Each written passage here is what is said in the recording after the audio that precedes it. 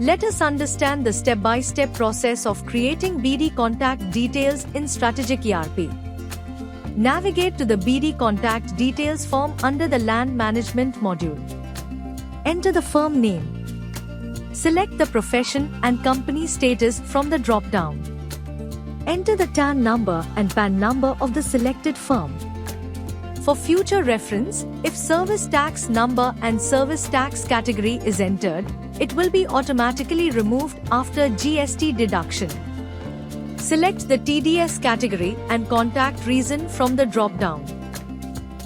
Under the Contact Details tab, enter the contact person's name and designation.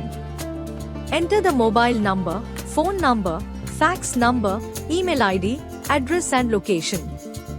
Location details will be fetched from the master form under the ERP admin module.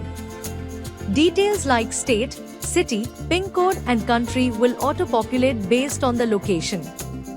Once done, save the data so it will be stored in draft stage.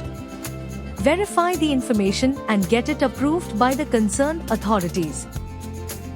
The process of creating BD contact details is now complete.